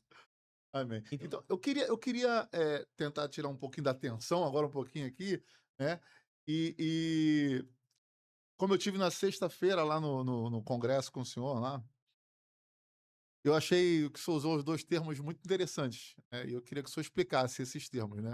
O senhor falou sobre o escatomaníaco e o escatofóbico. O senhor pode explicar um pouquinho pra gente o certo. que é isso? Então, em nosso meio, irmão, temos, 2 tipos de pessoas. Uma delas é aquela que morre de medo da escatologia. Com certeza você conhece, assim, alguém que já é crente há 10, 15 anos ou mais. Quando vai fazer o seu devocional à noite, dormir, ler um trecho da Bíblia, se acontece dela abrir aleatoriamente lá em Apocalipse 13, e uma besta que subia do mar com 7 cabeças e 10 chifres. Ela na hora já fecha a Bíblia e fala assim: "Não, aqui não, senão eu vou ter pesadelo, vou conseguir nem dormir", né. Aí ela já volta lá no Salmo 20: "Senhor é meu pastor, nada me faltará", já começa a imaginar as ovelhinhas pulando a cerquinha, assim, começa a contar carneirinho para dar sono, né, e vai dormir. É, essa pessoa é o escatofóbico. É aquele que é crente, crê em Jesus, crê na Bíblia, mas morre de medo de estudar sobre o que o próprio Deus revelou na Bíblia, né. E por quê? Porque ela é muito influenciada por esse sensacionalismo hollywoodiano, daí de né, sendo que a Bíblia não fala de fim, ela fala de fim dos tempos, e fim dos tempos não é fim do mundo, né. Então, esse é um erro muito comum, as pessoas têm medo de estudar escatologia, porque não sabe direito o que vai ser o fim, quando na verdade, Deus nos revela para o fim, é motivo de alegria, de consolo. 1 Tessalonicenses 4,18, Paulo, depois de explicar sobre o arrebatamento, ele fala: "Consolem uns aos outros". Então, para o crente, estudar sobre o fim dos tempos tem que Deus já revelou a nossa vitória, escrita lá na frente, a gente só tem que esperar acontecer, né. O que para o crente, o que vem no futuro é só coisa boa. Quem tem que ter medo é o ímpio. Para o ímpio sim vai vir coisa ruim, né. E na outra ponta, nós temos aquele super sensacional que quer ver escatologia em tudo, fica fazendo um monte de coisas e aplicações alegóricas, né, sensacionalista pra, talvez até emocionar pessoas. Isso faz a pessoa escatologia. Costuma falar, a pessoa vê o jornal, fala que aumenta o dólar, já vai dizer que foi o anticristo que aumentou o dólar, depois fala que vai subir a gasolina, isso daí já é um plano para trazer o governo do anticristo no mundo, né, e fulano de tal é o anticristo, e ciclano é o filho do anticristo, o tio, o sogro do anticristo, né, e E aí eu costumo a brincar, até fazendo uma paródia, né, e aí eu vou falar igual que nem Daniel de novo, quem lê entenda. Algumas semanas atrás eu publiquei no Facebook assim: "Cuidado com a teologia do Tamarindo e groselha", né. Então, é um trocadilho, quem entende sabe de quem eu tô falando, né, só você ver com quem que o nome parece, né. Tem um remédio chamado Tamarine, né, que é pra prisão de ventre, né. Então, quem se baseia em, sensacionalismo e especulação, tá fora da Bíblia. Pode ganhar milhares, milhões de likes? Pode, mas não tá ensinando o que deveria ensinar. Nosso ensino é a Bíblia. Então, fuja das especulações, do sensacionalismo, e quem se, deixa envolver por essas coisas, vira o escatologista. A gente acompanha muito nas redes sociais, a gente vê muita gente nas redes sociais. Estourou uma guerra em tal lugar, soltaram uma bomba em algum lugar. Olha, Jesus está voltando. O dólar subiu, olha, Jesus está voltando. E começa aquela coisa, e começa o povo falar, e o Papa assumiu, e o Papa morreu, e não sei o quê. Isso é realmente algo que preocupa, porque quem promove essas informações são cristãos. E olha o nível da ignorância, porque, assim, um estudo simples, 70 semanas de exemplo, a pessoa já vai entender que, com respeito a Israel e a Terra Santa, o sinal dos tempos, perdão, não é ter guerra. Porque guerra, Jesus falou que sempre teve, sempre vai ter, vai continuar tendo. De fato, dos últimos 100 anos, quando que não teve guerra em Israel por um longo período?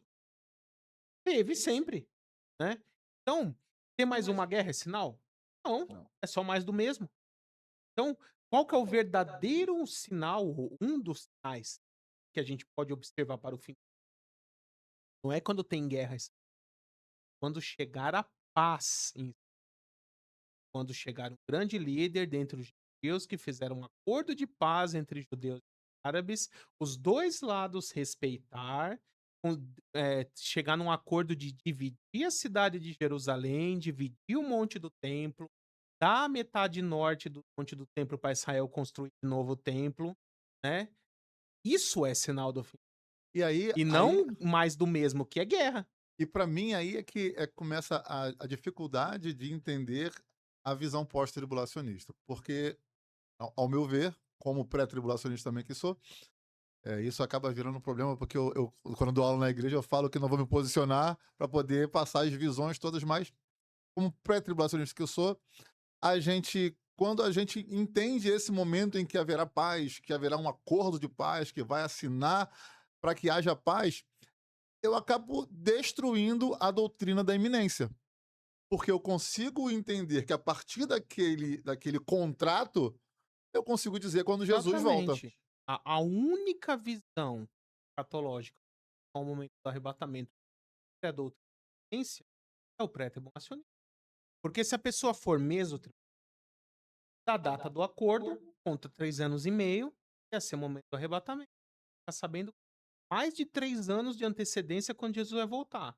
Aí eu até costumo brincar, você quer ser meso ou pós? Tá bom, então faz o seguinte, já compra um container, enche de água, de comida enlatada, depois você compra um caminhão, põe esse container em cima e vai para o aí você pelo menos vai ter, condições de sobreviver durante algum Durante um tempo. tempo, é. Agora eu pergunto, você conhece algum pós-tribulacionista que faz isso? Que tem estoque de água e comida Jamais. e um Não, plano não para tem. fugir quando o governo do anticristo estourar? Não tem. Então é só teórico, né, tem prática, né. E 7 anos, pior ainda, né, o pós-tribulacionista, do acordo de quando o acordo for feito, eu já sei que daqui a 7 anos vai ser o arrebatamento. Quer dizer, com 7 anos de antecedência, vou ficar sabendo quando Jesus vai voltar. E aí, quando a gente fala sobre a doutrina da iminência, eles tentam dispersar, tentam mudar a definição do termo que já tem definição e sempre teve. Aliás, isso é um outro sintoma bem comum de se observar.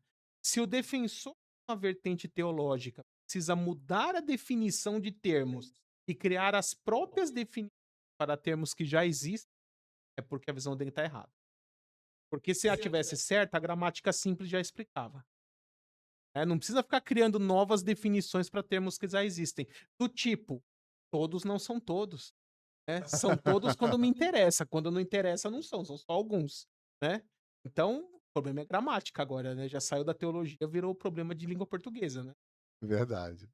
Eh, uma dúvida que muitos têm, né, e isso tem sido muitas perguntas, o que acontece depois da morte? Para onde vou? Eh, essa ideia do estado intermediário, como o senhor conseguiria explicar de maneira bem simples para aqueles que ainda não têm ainda uma habilidade com essa visão teológica? Tá. Então, primeiro eu vou desmistificar conceitos errados pós-morte. Um conceito muito errado é o conceito do sono da alma, defendido por seitas, por testemunho de Jeová, que ensina que quando a pessoa morre, ela perde a consciência do e ela só vai acordar de volta no momento da ressurreição. Então, para ela mesmo, milênios tivessem se passado, vai ser olhos, como à noite, quando você adormece, acorda de manhã, né. Mas a Bíblia é contrária, totalmente contrária a essa interpretação. Quando Paulo, por exemplo, textos como 1 Coríntios 10 e 11 fala: "Não mu poucos são os que já dormem", né. Ele está utilizando de uma forma afinada e respeitosa e carinhosa, porque para irmãos em quando você vai falar entes queridos desse carta, seria grosseiro e agressivo àqueles que morreram, já morreu. Então até por um amor e respeito pelos irmãos, ele suaviza, comparando a morte a um porque para o corpo, como se o corpo, perde a movimentação, né, estivesse dormindo. Então ele fala isso, assim, de uma forma até poética, suavizar.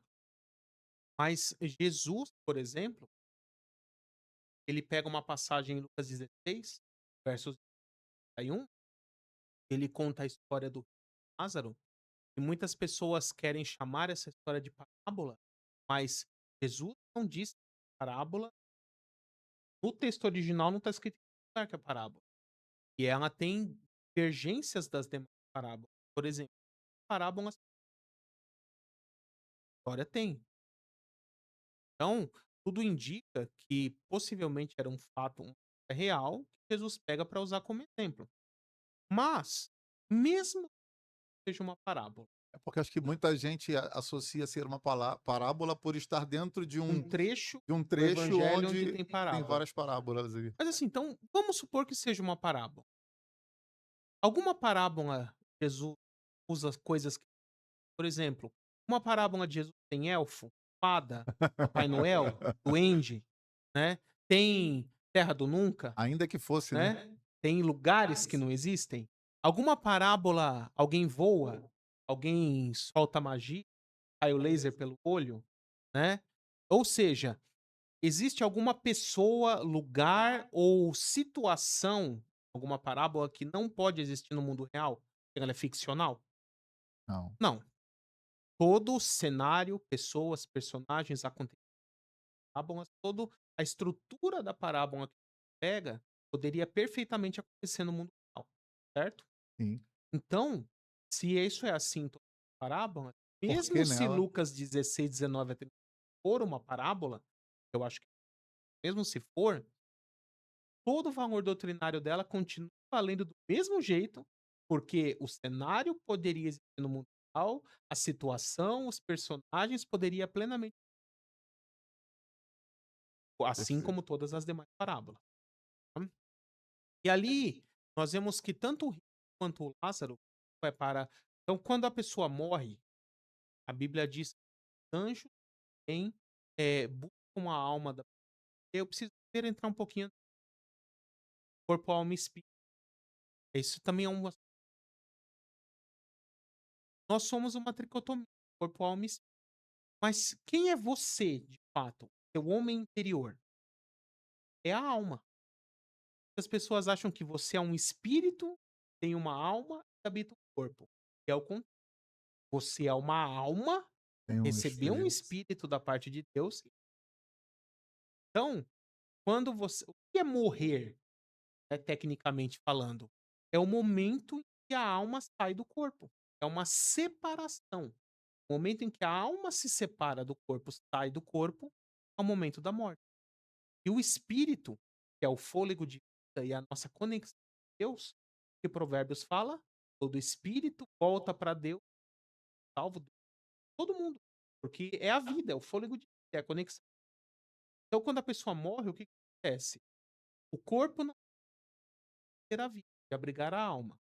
Então, o espírito volta para Deus, o corpo biológico morre.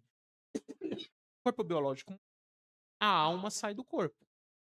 Quando a alma sai do corpo, a Bíblia diz que os anjos vêm, pegam essa alma para levar para o plano. E aí já tem um lugar para os salvos e outro lugar para os perdidos, né. Dentro da mesma a Bíblia vai chamar no Antigo Testamento de Sheol e Hades, né.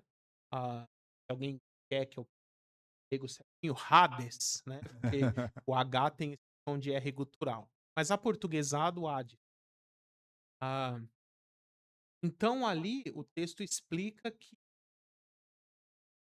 todos os mortos estão lúcidos, conscientes, têm as memórias da vida que tiveram na terra e já estão separados, salvos num lugar, perdidos no outro, e essa separação é irreversível. Hebreus 9:27 vai dizer o quê? "Ao homem foi dado morrer uma única vez, vindo depois o Isso. bate-papo com o Criador". É isso que está escrito lá? Não, é o juízo, né. Então, se a pessoa morre salvo, tá salvo, morreu perdido, tá perdido. Não existe purgatório, não existe segunda chance Sim. pós-morte, nada. Ou vai para um lugar do salvo ou vai para um lugar do perdido, né. E ali, tanto o salvo quanto o perdido aguardam a ressurreição. Para o salvo, esse lugar é chamado de paraíso, cheio de essa parte do salvo ele já está num lugar de alegria, descanso, de paz, guardando a lúcido.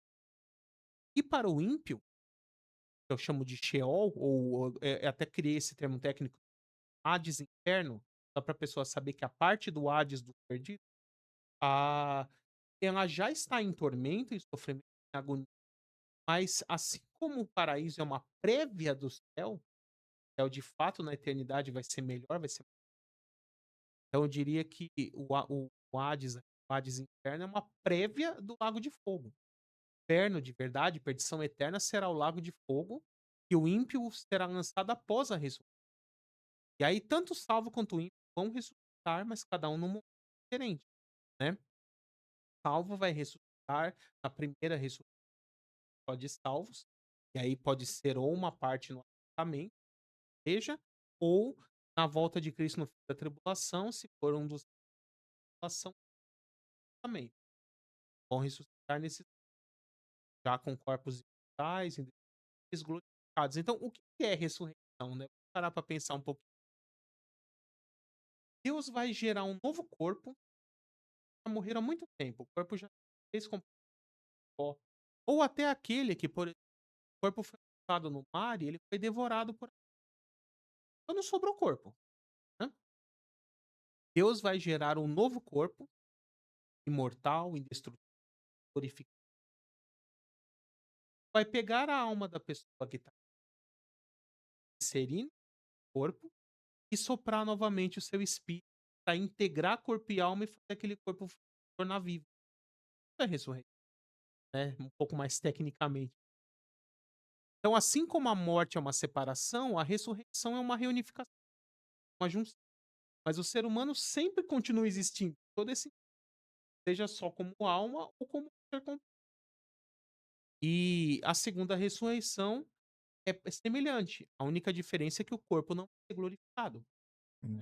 E aí a pessoa vai receber um corpo para sofrer, ser lançado no lago de fogo e sofrer a eterna lago de fogo por então, ah, outros grupos como adventistas falam da aniquilação da É, no lá quando que nasce. a pessoa morre, a alma é aniquilada junto com o corpo e que morre também, o ser humano deixa de existir e só vai voltar a existir na ressurreição. Aí a primeira pergunta que eu gosto de fazer: Jesus deixou de existir nos 3 dias que teve morto?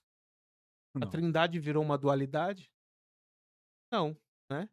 O próprio texto de Pedro diz que, Cristo desceu às profundezas e pregou aos espíritos então, então ele Isso continuou deu o que falar, que a gente estudou há pouco tempo agora, né, então ele ali. continuou existindo após a morte do corpo, correto? Não deixou de existir, a alma não morreu. É o que o adventista vai falar: mistério, é mistério. Então É o que a gente estava conversando até em off, como é que em algumas partes ele vai ser alegórico, em outras partes vai ser literal. Como no mesmo texto, uma mensagem, como o senhor citou aqui é casa, mas casa lá não é casa. Para o aniquilacionista, haverá a destruição do corpo, mas quem vive, vive eternamente, mas quem morre, não morre eternamente, não arde eternamente. pois é. Então, fica meio incongruente, talvez seja essa. É tão complicado a gente tentar conversar, porque começa a surgir assunto, começa a surgir assunto, começa a surgir tema, e aí o tempo vai acabando e a gente tem outros compromissos. Hoje a gente tem ainda nosso culto daqui a pouco, mas eu queria fazer algumas perguntas, assim, para a gente já partir para o final, deixar uma pergunta para o senhor tentar explicar para a gente. Eu entendo que as 70 semanas de Daniel, ela trazem para nós, principalmente nós pré-tribulacionistas, algumas ideias de revelação com relação a Israel, igreja, e com relação ao tempo de período de grande tribulação, né? Uma das coisas que o pré-tribulacionista ele é mais confrontado de onde surgiu esse gap de 7 anos. Como o senhor consegue explicar para a gente esses 7 anos da grande tribulação? Só em Daniel que a gente consegue ver isso, ou a gente tem outros textos que nos dão um direcionamento para entender? O período da grande tribulação serão 7 anos. Tá. Temos outros textos, mas primeiro em Daniel, até o verso 25, ele vai dizer que após as primeiras 69 semanas de anos, que são 383 anos, viria o Messias. Isso se cumpre, né, depois quem quer mais detalhes pode procurar o capítulo 3 do Manual Prático de Escatologia, é só sobre as 70 semanas de Daniel. Ali, 483 anos judaicos depois que Artaxerxes assina o decreto autorizando reconstruir Jerusalém, tá lá em Neemias 2, 1 a 8, é a vinda do Messias. Se você souber fizer as contas corretamente, vai dar exatamente abril de 33 depois de Cristo. Mais precisamente, dia 10 de Nissan, que era o início da preparação para a Páscoa judaica. Esse é um domingo que Jesus entra em Jerusalém montado num jumentinho, tá lá descrito em Mateus 20, normalmente com o subtítulo Entrada Triunfal, né? Os católicos vão chamar de Domingo de Ramos. Ali se completam as primeiras 69 semanas de anos. Falta só uma semana, 7 anos. Uma semana de Daniel. Mas no verso 26 de Daniel 9, o texto diz que 3 eventos iriam ocorrer antes da última semana. Aí primeiro ele fala: o Messias será morto, já não estará mais junto. Quanto tempo demorou da entrada de Jesus em Jerusalém até o Messias ser morto? 5 dias, aproximadamente. Então, na tarde de sexta para sexta. Aliás, de sexta para sábado. Ah, depois, olha o segundo evento. Jerusalém e o templo seriam destruídos. A morte de Jesus foi no ano 33. A destruição de Jerusalém só foi no ano 70. Ou seja, foi 37 anos depois. Só que ele menciona aí como segundo evento antes da última. E aí o terceiro evento é: guerras e desolações foram decretadas. Decretadas para quem? Você volta para o verso 24. 30 semanas estão decretadas sobre o teu povo e a tua santa Da cidade. cidade. Então, guerras e desolações para Israel, povo de Israel, guerras e desolações para a cidade de Jerusalém. Então, o que Deus está falando ali é que depois da destruição de Jerusalém, o povo de Israel e a Terra Santa entrariam num estado de constante falta de paz. Guerras atrás de guerras, sem nenhum longo período de paz. E isso nós vemos até os nossos dias. E aí, como começa a última semana? ele fala que um príncipe que virá dentre os fará um acordo de paz por uma semana, que são os últimos 7 anos. Então como que a gente sabe que a tribulação são 7 anos? Porque é a última das 70 de Daniel. Como que a gente sabe que ainda não começou? Porque só vai começar de a gente tem que pensar o seguinte, tem que ser depois da destruição de Jerusalém, teria um longo período de guerras, depois começaria a última. Então só o fato de da morte de Cristo para a destruição de Jerusalém ter se passado 37 anos, já é a prova, tem que haver um intervalo de tempo entre a semana 69 e a semana. E aí, geralmente, o pós-tribulacionista, até o Amili, que tudo isso se engloba dentro da última semana. Aí eu pergunto pra ele assim: "Tá, então você tá dizendo que a última semana de Daniel tem 40 anos? Porque se começa no início do ministério de Jesus, aí, normalmente o pessoal supõe que foi 3 anos e meio o ministério, morreu, depois mais 37 anos até Jerusalém ser destruída. Concorda que se for Sim, englobar Jerusalém de destruição de Jerusalém dá pelo menos 40 40 anos. anos. Tá, todas as outras foram de 7 anos, por que que só essa é de mais de 40? Então, ou você distorce totalmente a contagem colocando uma semana de mais de 40 anos ou mais, ou você tem que entender que tem um intervalo. É. O pessoal chama de hiato, né? É, não tem como. Tá. Pra gente encerrar, assim, eu tive que pular várias perguntas aqui, porque a gente tem o nosso evento daqui a pouco. Eu queria. Tem uma pergunta aqui que eu gostaria, talvez eu deixe para fazer lá na igreja, mas eu queria partir para umas perguntas rápidas aqui, um pouco mais descontraídas, um bate-bola. E eu queria ver com o senhor aí, se o senhor pudesse escolher um teólogo, um personagem bíblico da história para que o senhor pudesse tomar um café lá na glória, quem o senhor escolheria? É mu Tirando Jesus, né?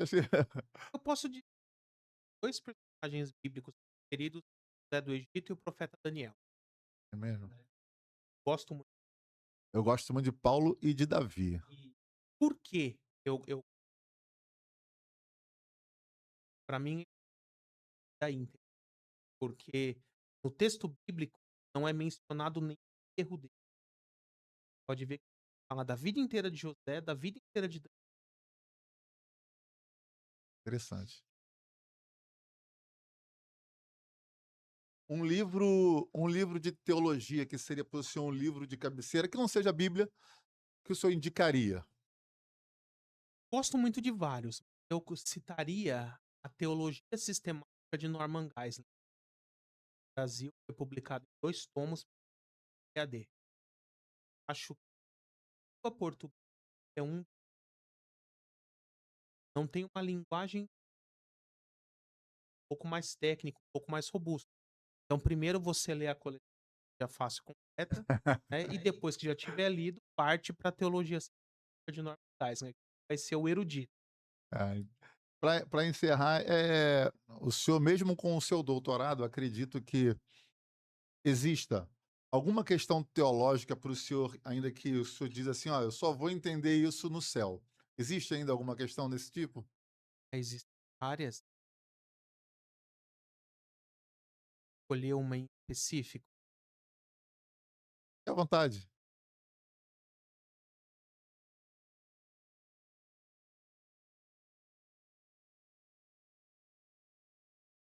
A gente sabe que algumas questões, né, deixam a gente assim: "Poxa, como explicar isso?" Ou como entender melhor isso?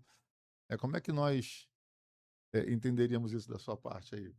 Algo que a gente poderia dizer assim: "Poxa, eu estudei, mas isso eu só vou conseguir realmente entender lá no céu". Acho que muitas questões bíblicas não é questão de aceitar, porque você já parou para pensar lá no céu, se você vem com toda essa expectativa, vai perguntar alguma coisa para Deus e ele responde assim: "Porque eu quis fazer assim". Você vai falar o quê? Não tem o que Não, dizer, eu né. costumo dizer lá na igreja que, assim, a Bíblia não é para ser interpretada, é para ser aceita. Você não tem que tem que aceitar o que Deus tem para sua vida. Acho interessante, eu gostei muito dessa conversa. O senhor quer explicar um pouco mais sobre os livros, deixar mais claro aqui para a gente estar encerrando? Tá. Se quiser pegar aí, mostrar para as câmeras aí, fique à vontade. Então, para você conhecer um pouco melhor a coleção Teologia Fácil, volume 1, Entenda a Trindade, onde eu trato todos os assuntos relacionados à pessoa do Deus Pai. Então, eu falo, por exemplo, eh, como Deus se revela, quem é Deus, quais são os atributos dele, o que ele faz, o que ele não faz. Você sabia que existem várias coisas que Deus não pode fazer? Deus é onipotente, mas tem várias coisas que ele não pode fazer. Como assim, pastor? Vou deixar você curioso. Ele não entende a Trindade. Você sabia que Jesus, por exemplo, eu falo que ele isso a teologia já ensina há muito tempo. Ele é divino e humano ao mesmo tempo. Mas como ele concilia essas 2 naturezas em uma pessoa, né? Outra questão, Jesus apareceu no Antigo Testamento ou não, né? Isso eu também coloco nesse livro. Sobre o Espírito Santo, como foi a obra do Espírito Santo no Antigo, como foi no Novo. A gente vai ver o Espírito Santo no céu? Ele tem uma forma visível, uma forma corpórea, igual o Pai e o Filho têm? Ou vai ser igual essas pinturas europeias que a gente vai ver uma pombinha voando, né? Muitas dúvidas que o pessoal tem. Fruto do Espírito, dons do Espírito, né? Doutrina da Trindade, explicada também de forma simples. Vocês vão encontrar tudo aqui. Volume 2, Homem, Pecado e Salvação. Então falam da antropologia bíblica, como era o ser humano originalmente, como ele ficou após a queda, como ele fica após a redenção, como ficará na glorificação futura, o que é o corpo, a alma e o espírito, entender cada uma dessas partes do ser humano. Que momento surge a alma, pastor? Já parou para pensar? É no momento da concepção? É depois de algumas semanas, quando começa a bater um coração, no feto, quando tem atividade cerebral? É no momento do nascimento, quando ele começa a respirar, recebe o fôlego, né? Tem vários entendimentos. O que que a Bíblia fala? Quando surge a alma? Que momento é gerada? Né? Isso aqui eu falo. A alma já existia antes da gestação? Né, não tem gente que crê na pré-existência da alma, que Deus já tem um estoque de almas lá no céu, e depois vai colocando conforme as pessoas engravidam. E será que isso é bíblico? Né, eu falo sobre tudo isso. Sobre o pecado, como surgiu o pecado, queda de Satanás, o que é o pecado, os efeitos do pecado, o plano de Deus para destruir o pecado. Sobre a salvação, como é o plano de Deus para a salvação, como ele ocorre, qual é a mecânica da salvação. Como conciliar soberania de Deus e liberdade humana? Deus é soberano? É. Mas você é livre? Também. Você é livre. Como eu posso ser livre se Deus é soberano? Isso eu explico aqui. Várias outras questões relacionadas, né? O Manual Prático de Escatologia, eu explico tudo sobre profecias e fim dos tempos, esses assuntos que a gente debateu aqui. E como eu disse, todo esse plano de Deus para a história da humanidade, né, além de também ter um bom trecho de interpretação bíblica, exegese, falar sobre as alianças de Deus, vários outros assuntos paralelos. E por fim, Anjos, Demônios e Igreja, onde eu falo tanto sobre os anjos bons, né, os anjos santos eleitos, quanto os anjos caídos, né, também chamados de demônios, e sobre um estudo completo sobre a doutrina da igreja, planos de Deus para a igreja, o objetivo de Deus com a igreja, profecias, inclusive no Antigo Testamento a respeito da igreja. Muita gente acha que não tem, né? Que a igreja é um mistério não revelado. Tem muita coisa revelada no Antigo Testamento já a respeito da igreja. Sobre ceia, qual é a forma bíblica correta, batismo, oficiais da igreja, método de governo da igreja, separação entre igreja e Estado, né? E aí eu vou dar uma cutucada. É lícito cristão ter armas para se defender e fazer uso delas se for necessário? Eu falo aqui nesse livro, capítulo, né? Então, é um estudo completo sobre doutrina da igreja, como o cristão deve se portar, o seu relacionamento familiar, conjugal, trabalhista, social, civil, todas essas esferas eu falo aqui, né. Sobre os anjos, por exemplo, existe anjo da guarda? Cada um tem o seu? Ou Olha aí. existe um que cuida de vários, né? Como os demônios agem, como os demônios atuam, como se defender dos ataques demoníacos, tudo isso eu falo aqui também nesse livro. Então, com certeza é um útil para você que busca aprender da palavra de Deus. E foi um prazer estar aqui nesse programa, responder essas perguntas. Pena que o tempo realmente é curto, né? Pois Eu também, se pudesse, passaria horas aqui conversando com vocês, mas acredito que esse pouco tempo que a gente teve já foi feito. Pastor Gabriel, muito obrigado. Para nós é uma honra muito grande receber o senhor aqui em Manaus, aqui na DEMAP. Nós estamos muito felizes. Eu muito mais ainda surpreso pela simplicidade, pela humildade do senhor, pela forma assim carinhosa de ser, de nos receber, né, de aceitar o convite de passar aqui um dia com a gente, estar conosco aqui e ainda assim daqui a pouco vai estar ministrando na nossa igreja. Eu só tenho a agradecer a Deus pela sua vida e que os membros lá da nossa igreja aproveitem a oportunidade. Eu falo assim que a gente estava conversando aqui e muitas coisas que eu tinha programado para perguntar nem deu para perguntar porque a conversa vai fluindo, as coisas vão acontecendo de uma maneira tão natural como o senhor consegue passar para a gente. E eu fico muito feliz por isso, por essa oportunidade que o senhor nos dá e que essa vinda do senhor aqui tenha sido só a primeira de muitas. Tá bom? Que Deus abençoe a sua vida, que Deus abençoe a sua família. E para você que está nos assistindo aí, ou vamos botar lá no Instagram, né? Para você que está nos assistindo agora, está tendo essa oportunidade, dá tempo ainda. O culto começa hoje às 19h30. Pastor Gabriel Porto vai estar lá falando sobre escatologia. O que não deu para a gente tratar aqui, para a gente perguntar aqui, a gente pergunta lá na hora. Ele vai trabalhar ideias ainda de outros assuntos muito interessantes. Então você tem a oportunidade de estar conosco lá na Avenida Atlântica, número 310, aqui na Raiz, a Igreja Assembleia de Deus Ministério Adoração em Palavra. Você não pode perder a oportunidade, amém? Pastor Gabriel, muito obrigado. Deus abençoe a sua vida, meu pastor. Tamo junto aí, que se eu precisar, tá bom? Amém. Obrigado. Obrigado. Um abraço, gente.